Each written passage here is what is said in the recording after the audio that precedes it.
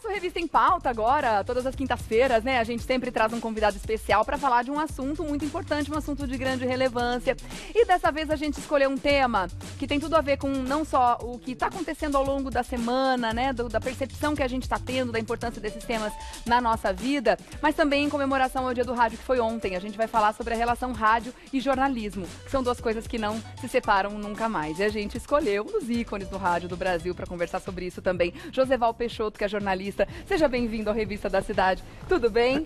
Alegria em te conhecer, viu? Prazer enorme te conhecer. Cumprimentar. Você não precisa fazer Cooper, porque você já caminha aqui. Você viu que beleza? Aqui a gente perde várias calorias ao longo do programa. Não é fácil. Mas a honra é toda minha, Joseval, em receber você aqui. Ora, muito obrigado pelo convite. Ter a sua história compartilhada com os nossos telespectadores também, porque a sua história com a história do rádio são histórias unidas também. Verdade, você tem muita história para contar dentro desse meio, que está muito dentro da vida das pessoas, desde muito, né? Desde muito tempo atrás.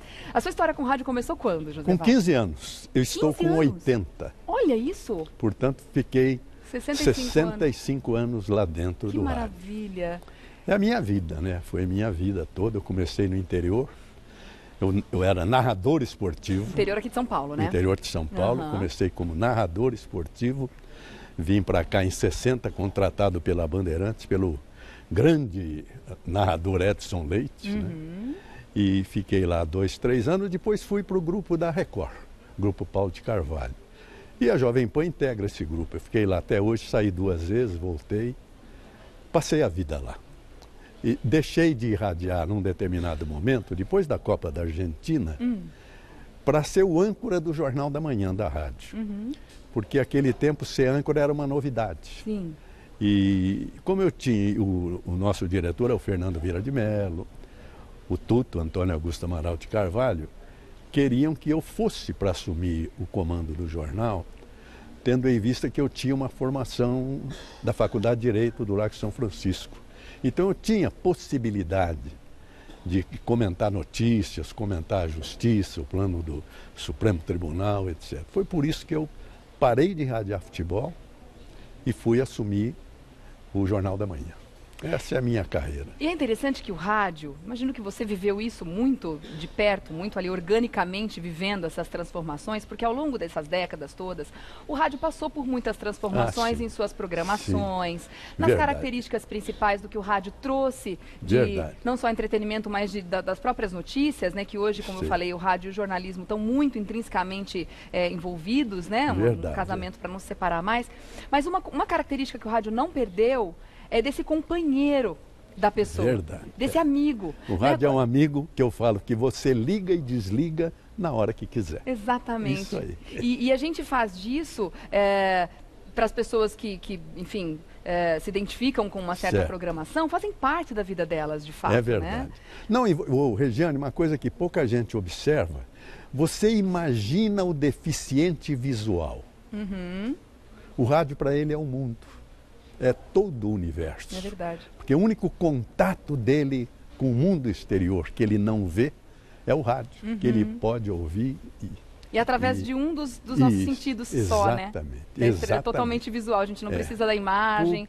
O rádio leva a gente pelo mundo inteiro. Para o deficiente, o rádio é tudo. Tudo. E a gente viu muito isso agora, né? Eu acho muito interessante o fenômeno. Eu acho que a gente pode chamar o rádio de fenômeno rádio. Porque além de ser uma profissão extremamente apaixonante, eu fiz rádio por poucos meses na minha vida, menos de 1 ano. Eu fiz FM também no início da minha carreira, eu tinha só 17 anos. Mas foi assim, uma paixão à primeira vista. Você já começou muito velho, eu comecei com 15. É verdade, estou perdendo, tem razão. Mas o interessante é que para quem faz rádio, para quem trabalha em rádio, é uma paixão que a gente não consegue explicar. Olha, eu consigo explicar pelo seguinte. Como? O rádio mudou, como você falou. Aliás, a televisão, quando surgiu, extraiu do rádio todos os grandes artistas. O rádio se esvaziou e ficou procurando um caminho que nasceu no incêndio do Andraus e do Joelma. Quando nós, ao invés de relatar o desespero de quem vai saltar, ficar fazendo aquela tragédia, começamos a pedir para o povo ir para o Hospital das Clínicas doar sangue.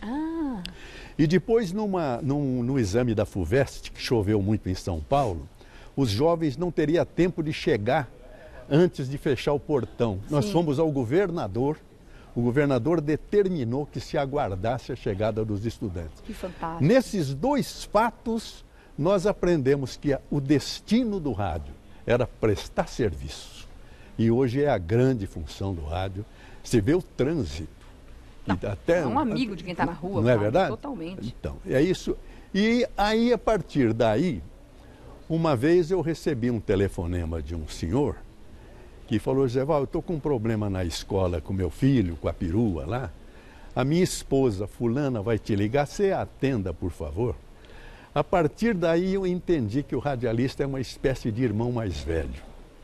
Porque o cidadão não me conhece, entrega a própria esposa, sabendo que eu vou atendê-la com todo o respeito e atender a solicitação dela. Porque quer dizer, o rádio criou essa mística no meio da sociedade brasileira, de grande credibilidade. É verdade, é verdade. No meio da porque sociedade. justamente a gente consegue sentir a credibilidade, né, de quem está ali, a gente se identifica com o interlocutor, né? Isso é que é muito interessante. Verdade. E ainda falando do fenômeno rádio, o que também me causa um espanto positivo, obviamente, com relação ao rádio e a duração dele enquanto sociedade, enquanto prestador de serviço e necessário para todas as transformações que a sociedade passa, é que mesmo com o advento de internet, de mídias sociais, de outras formas de comunicação, o próprio advento da televisão, há muitas décadas atrás, não fizeram o rádio desaparecer. Não, a gente vê, por exemplo, outros meios de comunicação, como o jornal. Tiveram que diminuir tiragens, revistas, algumas até faliram. Não, o rádio aumentou. O rádio aumentou. O rádio tem uma força ainda maior. Regiane, você foi precisa nessa observação. O segundo momento em que se falou que o rádio poderia desaparecer ou perder foi no surgimento da rede social. Ao contrário, o rádio se uniu. Hoje o rádio é ouvido no mundo inteiro. E em tempo real. Então modernizando também. O rádio aumentou a sua capacidade de transmissão para todo o planeta. É espetacular. Em eventos como esse, que nós tivemos, né, na segunda-feira, que foi uma grande tristeza, até gostaria de saber se o senhor conhecia Boechat pessoalmente. Não, pessoalmente nunca trabalhamos juntos, mas certamente eu tinha uma grande admiração por ele. Todos nós. Foi realmente um dos maiores âncoras da televisão brasileira, de uma respeitabilidade muito grande, uma serenidade, né, ao apreciar, até ao fazer a crítica, com respeito ao criticado. Era um troço lindo. Foi uma grande completo, perda, né? Uma irreparável perda, o nosso querido Boechat. Foi triste. E em eventos como esse a gente consegue perceber realmente a dimensão disso, né? Que a gente falou da questão do aumento, do alcance do rádio e tudo mais. E quando a gente pega um meio de comunicação importante como esse, né? Com essa penetração, com uma pessoa extremamente carismática do outro lado, né? Que faz com que você tenha essa identificação quase que automática, né, com o conteúdo, com o que a pessoa está trazendo, com a informação, a gente vê que esse fenômeno é amplificado absurdamente. Tanto que a gente viu todas as manifestações de carinho, né?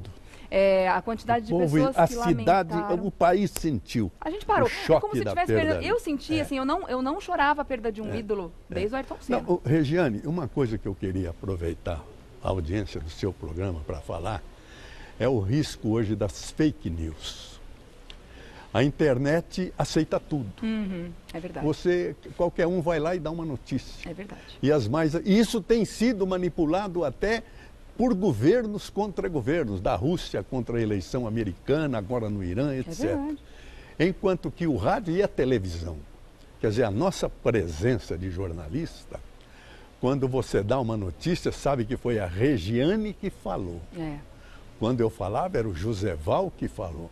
Quer dizer, havia essa credibilidade de nós como jornalistas. Enquanto que na internet, você não pode confiar. Você vai lá, usa, se informa, procura um caminho, mas para. É verdade. Vai checar. A gente desconfia, né? O primeiro momento é desconfiar, até porque as fake news estão aí, né? Causando estragos, né? Fazendo estragos no mundo inteiro. É verdade.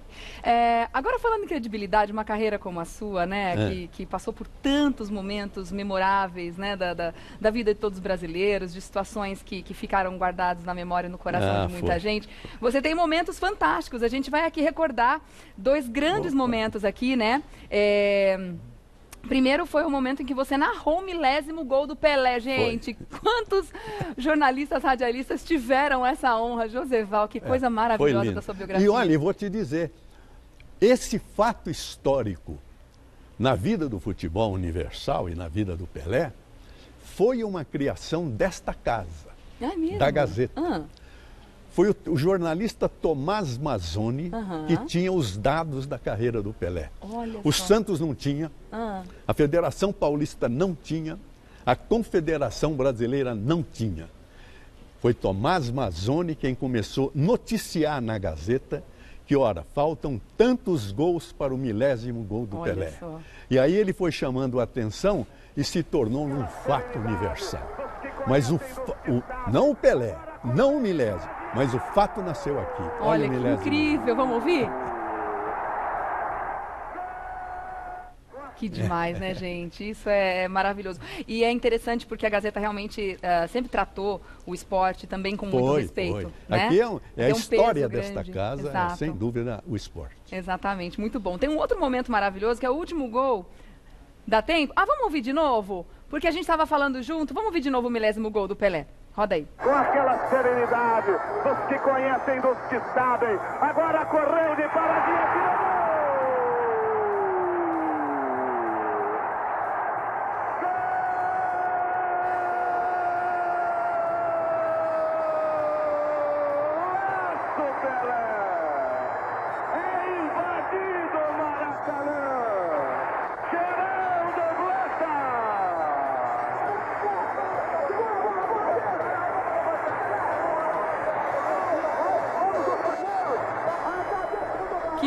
Que lindo. Agora, você consegue se lembrar da sensação, do momento? Nossa, mas o futebol tem sempre esses momentos, né? Como você falou, o quarto gol do Brasil na Copa do Mundo contra a Itália, o gol do Carlos Alberto, e eu fui feliz na narração, porque o Clodoaldo deu um show antes do gol, antes de fazer o passe para o Pelé, para o Jair.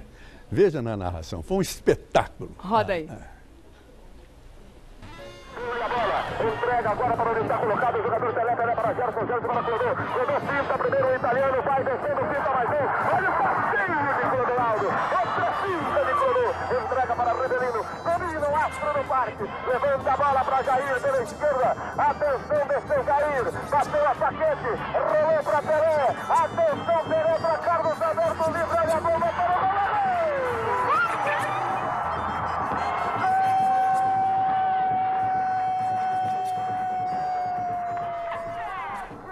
Gente, dispensa, né, grandes comentários, são momentos que realmente emocionam, e né? Vou te dizer um fato, foi a maior cadeia de rádio do Brasil, porque o Brasil só tinha uma linha telefônica para todas as rádios. E eram 3 cadeias aqui, a do Pedro Luiz, a da Bandeirantes com o Fiore, 2 saudosos narradores, e eu pela PAN. Então eu falei, como é que nós vamos fazer? Aí decidimos que um irradia o primeiro tempo, outro irradia o segundo, um abre e fecha, aí roda. E se o Brasil for para a final, como estava?